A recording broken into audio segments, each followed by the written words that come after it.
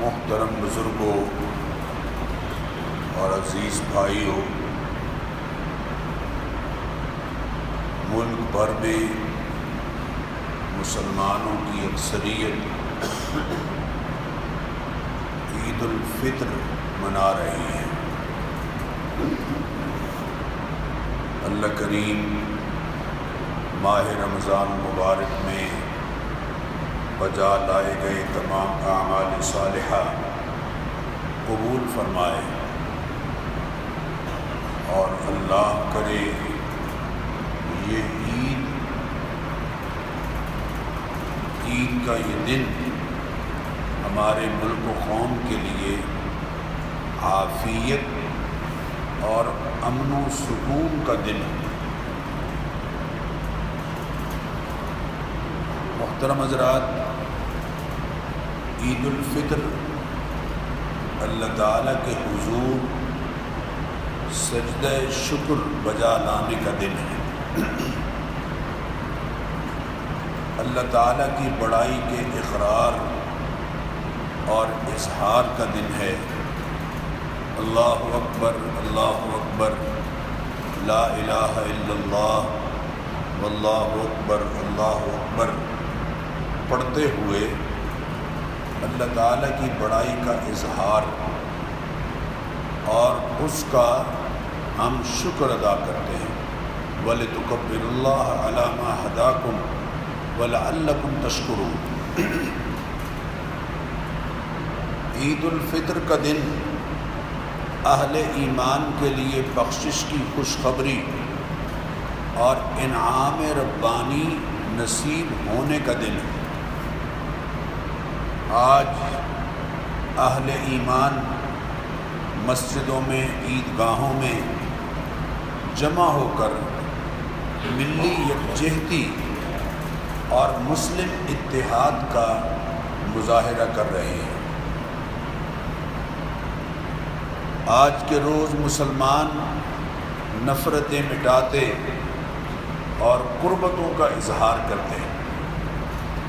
عیدیاں تقسیم ہوتی ہیں، تحفے تحائف لیے اور دیے جاتے ہیں، مبارکبادیاں ہوتی ہیں، محبتیں بانٹی جاتی ہیں۔ عید کا دن آپس کی نفرتیں مٹانے کا دن ہے۔ ناراضیاں ختم کریں، تلخیاں بھلا دیں، جن سے ناراض ہیں انہیں خود سلام کرنے میں پہل کریں، آگے بڑھ کر مصافحہ کریں، گلے مل کر گلے دور کریں، اور کم از کم یہ کہ فون پر مبارکباد دیں، چونکہ نبی کریم علیہ الصلاۃ والتسلیمات کا فرمان ہے، ان المؤمن اذا لقی المؤمن فسلم علیہ واخذ بیدہ فصافحہ تناثرت خطایاہما کما یتناثر ورق الشجر۔ مومن جب مومن سے ملتا ہے اور اسے السلام علیکم کہتا ہے اور اس کا ہاتھ پکڑتا ہے اور پھر اس سے مصافحہ کرتا ہے، تو دونوں کے گناہ ایسے جھڑتے ہیں جیسے خزاں کے موسم میں درخت سے پتے جھڑتے ہیں۔ اس بشارت کے بعد کون محروم انسان ہے جو پھر بھی نفرتوں کا بوجھ سینے میں لیے پھرے گا، اور خوشی کے ان لمحات میں کون خوش بخت ہے جو یہ سعادتیں سمیٹ لے گا۔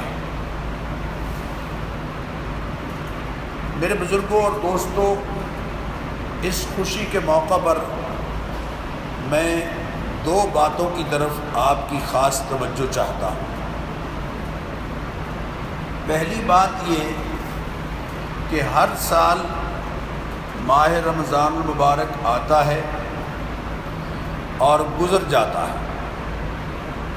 ہر سال اس مہینے میں خوب قرآن کریم پڑھا جاتا ہے، سنا جاتا ہے، تراویح میں کیا اور عموماً کیا۔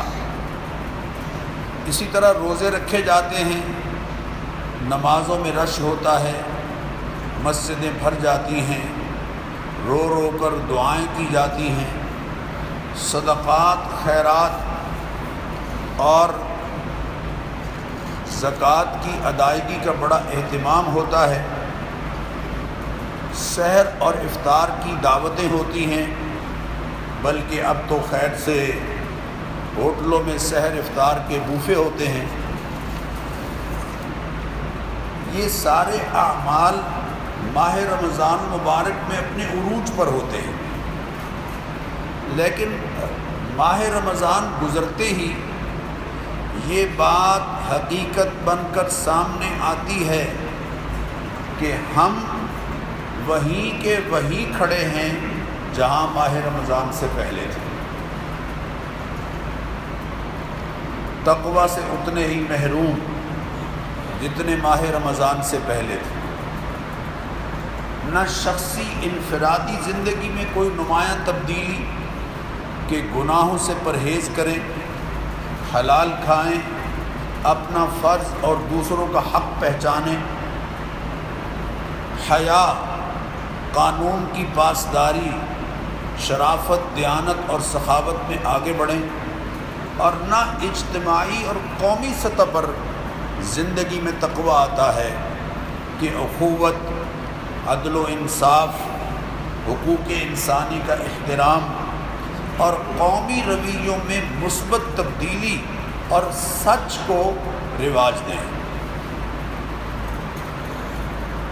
میرے بزرگوں اور دوستوں، رمضان گزرنے کے بعد یہ حقیقت سامنے آتی ہے کہ نہ ہماری شخصی زندگی کے دن رات بدلتے ہیں، انفرادی اخلاق کی اصلاح ہوتی ہے، اور نہ ہی قومی اور ملی حالات میں کوئی پازیٹیو چینج آتی ہے۔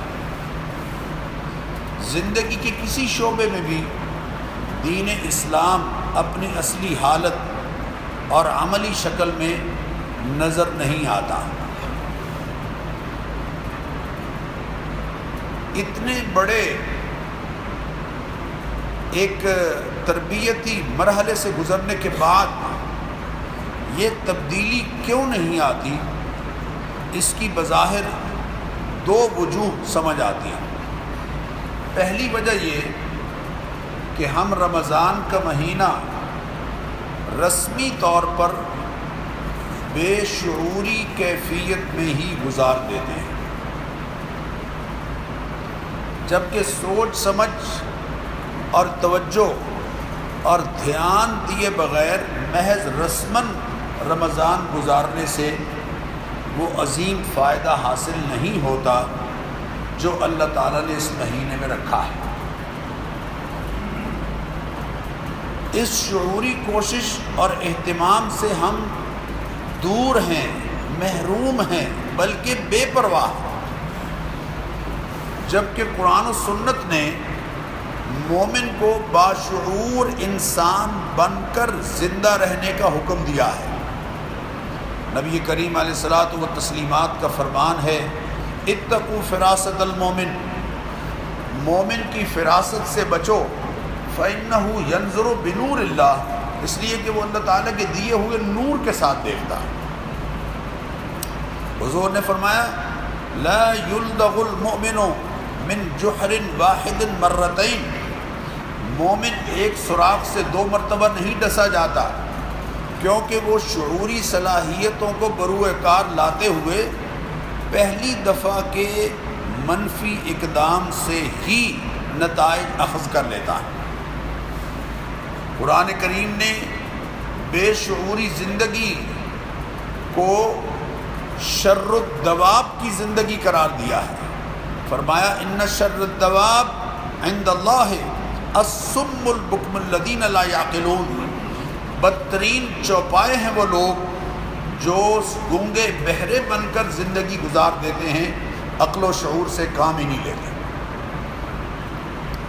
اس لیے میں آپ سے یہ درخواست کروں گا کہ خدا را اس تربیتی ورکشاپ سے گزرنے کے بعد ہم اپنا مزاج بدلیں، سنجیدگی اختیار کریں، روایتی انداز سے رسمی طور پر اعمال بجا لانے کی بجائے ان کے مقاصد کو سامنے رکھ کر سوچ سمجھ کر اعمال بجا لائیں،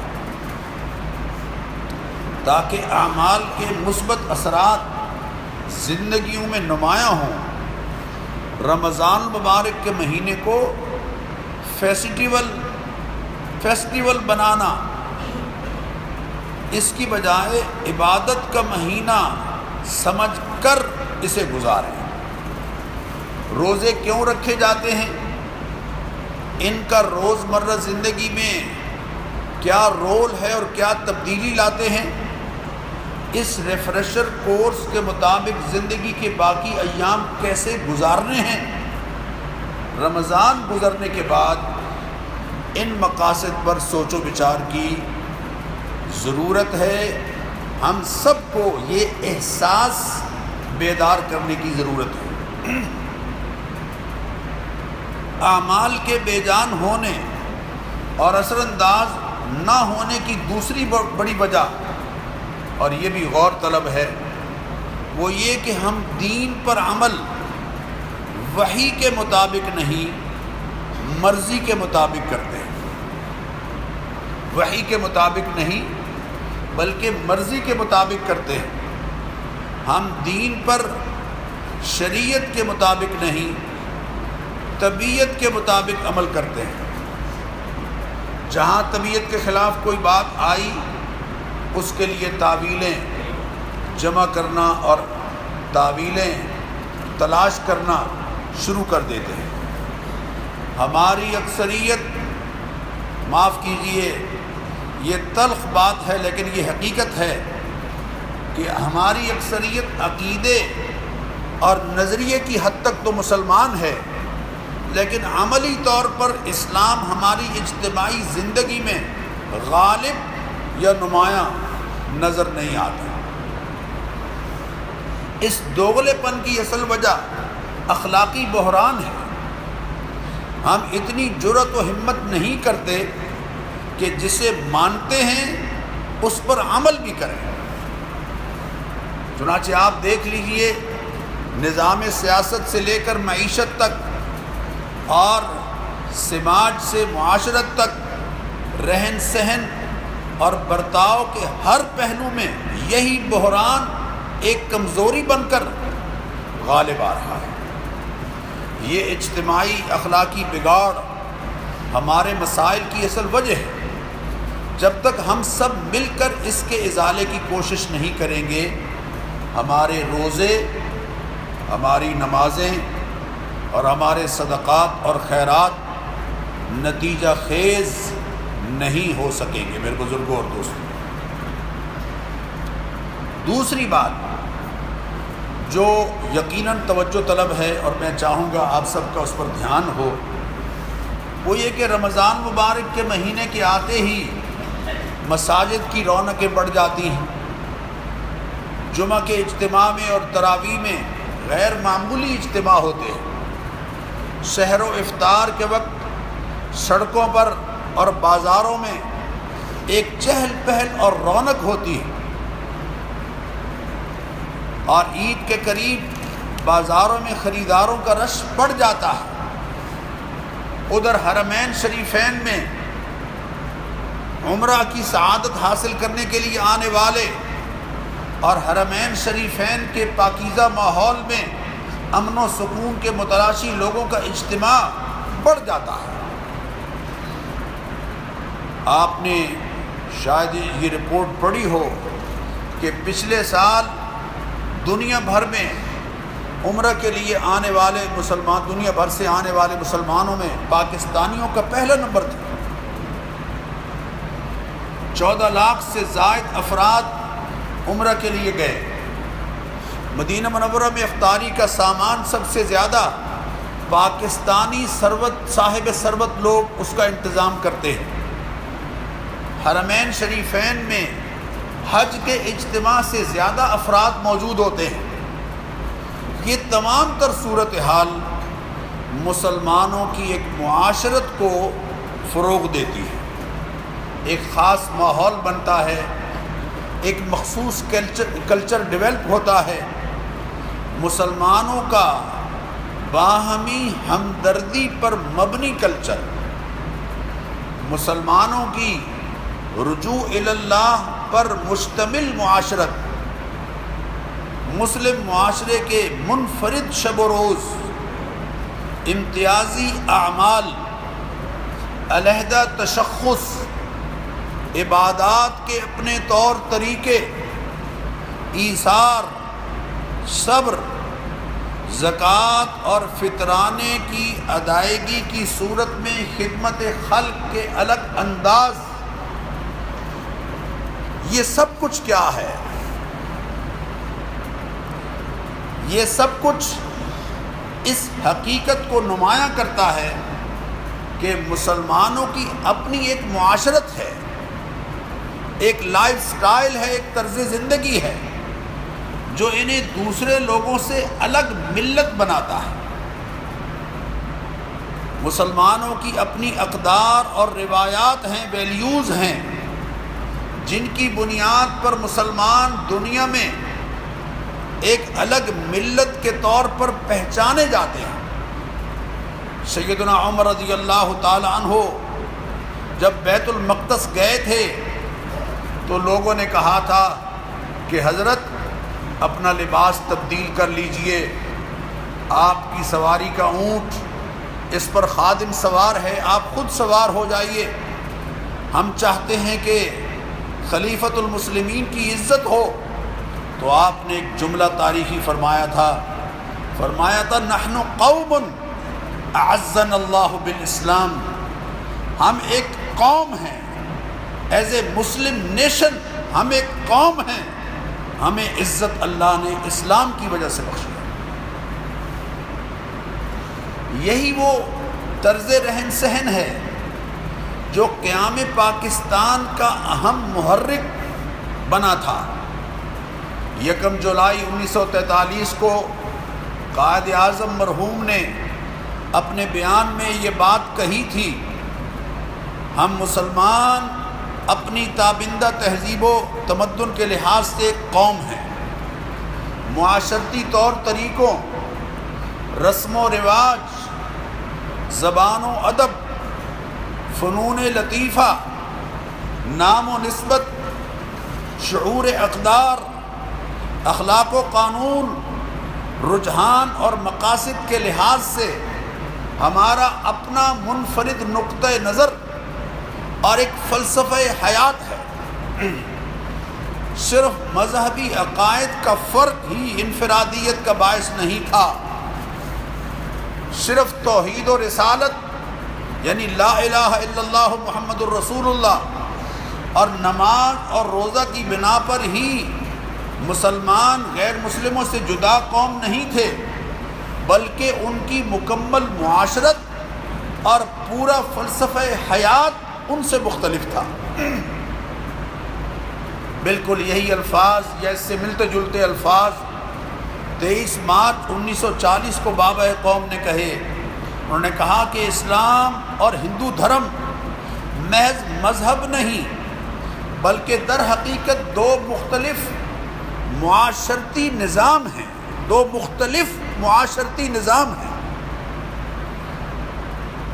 آج ہماری نسل نو، ہمارے بچے جوان انڈین فلموں کی زبان اور لہجوں کو اختیار کرتے ہوئے اور ہاتھوں میں رنگ برنگے کڑے اور منگل دھاگا اور فلاں دھاگا پہنے ہوئے اور کانوں میں بالیاں ڈالنے والے اور سول سوسائٹی کی چھتری تلے موم بتی مافیا، اس پر غور کرے کہ اس ملک کے بانیان قائد اعظم سے لے کر قائد ملت تک اور دیگر اکابرین اس پر اصرار کر رہے ہیں کہ بطور مسلم ہمارا ایک معاشرتی نظام ہے۔ ہمارے ہاں کام کرنے والی چند NGOs اور الیکٹرانک میڈیا مسلسل مسلمانوں کی ہماری دینی پہچان اور مسلم تشخص کو ختم کرنے کے در پہ ہے، اور ہمارا یقیناً ایک طرز حیات ہے جو نبی کریم علیہ الصلاۃ والتسلیمات کے ذریعے اور صحابہ کے ذریعے ہم تک پہنچا۔ حضرت حذیفہ ابن یمان کا واقعہ مشہور ہے کہ ایک دسترخوان پر، شاہی دسترخوان پر بیٹھے تھے، ٹرانسلیٹر ساتھ تھا، کھانا کھا رہے تھے، لقمہ گر گیا ہاتھ سے، تو لقمہ اگر گر جائے اور جگہ صاف ہو تو اسے اٹھا کے کھا لینا چاہیے، یہی حضور کی تعلیم ہے۔ تو حضرت حذیفہ نے وہ لقمہ اٹھایا اور منہ کی طرف بڑھایا تو ٹرانسلیٹر نے کوہنی ماری کہ حضرت جس دسترخوان پر آپ بیٹھے ہیں اس کے آداب کے یہ خلاف ہے۔ تو آپ نے گھور کر اس کی طرف دیکھا اور فرمایا کہ اَأَتْرُكُ سُنَّتَ حَبِيبِي لِهَؤُلَاءِ الْحُمَقَاءِ، میں ان احمقوں کی خاطر اپنے محبوب کی سنت چھوڑ دوں گا؟ ان کا اپنا طرز حیات ہے، ہمارا اپنا طرز حیات۔ میرے بزرگوں اور دوستوں، ہندو معاشرت سے ہماری الگ معاشرت ہونا یہ مطالبہ پاکستان کا ایک بڑا سبب تھا، لیکن المیہ ہے کہ پاکستانی معاشرہ اس وقت دو جاہلی معاشروں کے ملاپ کا نقشہ پیش کر رہا ہے۔ ایک طرف قدیم ہندو تہذیب، اس کی روایات ہیں، شادی بیاہ میں آپ دیکھ لیجئے کیا صورتحال ہے،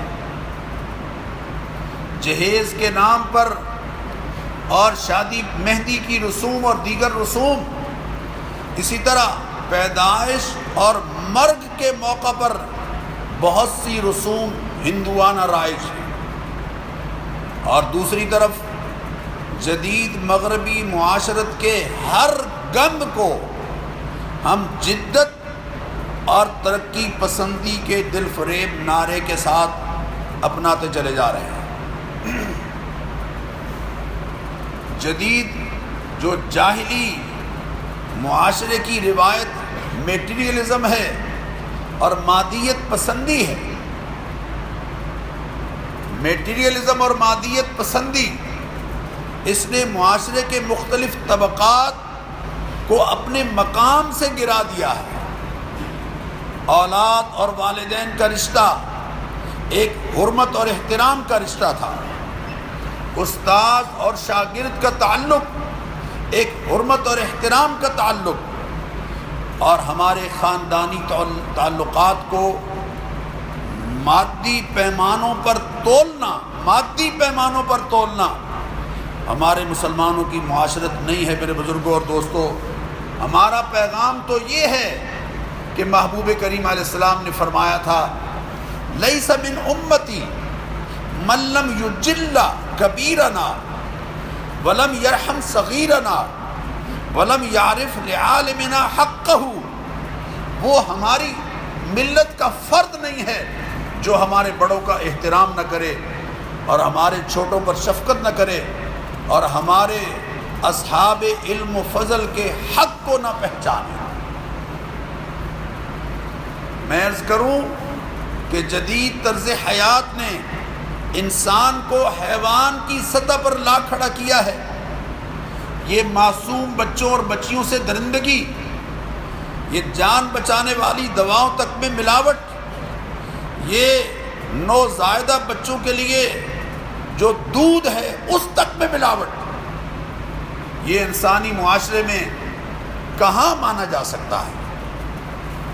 ہم نے معاشرے کی تعمیر پر محنت نہیں کی، بلکہ غیروں کے طریقے اپنا کر قومی خودکشی کی طرف بڑھ رہے ہیں، جس سے ہماری ایمانی بنیادیں کمزور ہو رہی ہیں۔ میرے بزرگوں اور دوستوں، جہالت، بے پردگی، گندگی ہی گندگی، گلیوں میں، بازاروں میں، سڑکوں پر، قتل، ظلم، جھوٹ، بدعنوانی، عدم برداشت اور ذہنی پستی اور بے صبری یہ عام ہے۔ اس سب کچھ کی اصل وجہ یہ ہے، اس سب کچھ کی اصل وجہ یہ ہے کہ ہمارے اعمال جو ہم بجا لا رہے ہیں ان کو ہم رسمی طور پر بجا لاتے ہیں۔ رمضان رسمی طور پر گزرا اور پورا ریفریشر کورس ختم جب ہوا تو اگلے ہی دن اس ریفریشر کورس کے الٹ سارا کام ہو رہا۔ حالانکہ ریفریشر کورس کرایا ہی اس لیے جاتا ہے تاکہ آئندہ زندگی میں عمومی جو معمولات ہیں ان میں بہتری آئے۔ ہمارے اعمال بے جان رسمی طور پر بے اثر ہو چکے ہیں، ہم اپنی معاشرت تیزی سے چھوڑ رہے، ہمیں غیروں کی تہذیبی یلغار سے اپنے گھرانوں کو اور اپنے معاشرے کو بچانا ہے۔ یہی رمضان کا اصل پیغام ہے۔ رمضان منانے کا نہیں، اپنانے کا مہینہ ہے۔ یہ تو اس لیے آیا تھا کہ باقی 11 مہینے اس کے مطابق گزریں۔ ایک مسلمان شہری کی حیثیت سے ہمیں اپنی یہ ذمہ داری محسوس کرنی ہوگی میرے بزرگوں اور دوستوں۔ نبی کریم علیہ الصلوۃ والتسلیمات کا ارشاد گرامی ہے، من لا یہتم بامر المسلمین فلیس منہم، جو مسلمانوں کے درپیش مسائل کے حل کی طرف توجہ نہیں دیتا اور معاملات کو اہمیت نہیں دیتا اور ان کے لیے فکر مند نہیں ہوتا بلکہ اپنے آپ میں مگن ہے، بس وہ ہے اور خیر سے اس کا کمپیوٹر ہے، اس کا نیٹ کا رشتہ ہے یا زیادہ سے زیادہ اس کے موبائل کا رشتہ ہے، بس یہ حضور نے فرمایا کہ ایسا شخص لیس منا، ہماری ملت کا فرد نہیں ہے۔ ہمیں تو مجموعی طور پر اپنی پوری ملت اور اپنی پورے معاشرے کے لیے فکر مند ہونا ہے۔ میرے بزرگوں اور دوستوں، میں آخر میں آپ سے یہ بات عرض کروں گا کہ دنیا بھر کے لوگ اپنی نسلوں کی بہتری کے لیے بہت کچھ سوچ رہے ہیں، بہت کچھ کر رہے ہیں۔ ہمیں بھی اپنے بچوں اور نسلوں کے مستقبل کی بہتری کے لیے اپنے مسلم طرز حیات کو رواج دینے کی محنت کرنا ہوگی یقیناً، اور اللہ تعالیٰ سے توفیق مانگتے ہوئے فرقہ واریت، دہشت گردی، عدم برداشت اور ہر طرح کی عصبیتوں کے اشتعال کو مٹانے کی اجتماعی کوشش کرنا ہوگی۔ یہ نہ سمجھیے کہ یہ آپ کے فرائض منصبی میں سے نہیں ہے، ہر مسلمانوں کا اپنے دائرہ کار میں یہ فرض ہے۔ اللہ تعالی ہمیں اس فرض کو پہچاننے کی توفیق بخشے۔ یہ ہمارا فرض بھی ہے اور نئی نسل کا ہم پر قرض بھی ہے، اور اس قرض کو چکانے کے لیے ہمیں بہرحال کمر بستہ ہونا ہوگا۔ اللہ تعالی ہمیں اس کا احساس نصیب فرمائے۔ یہی رمضان کا پیغام ہے جسے پیش نظر رکھنے کی اللہ ہمیں توفیق دے۔ وآخر دعوانا الحمدللہ رب العالمین۔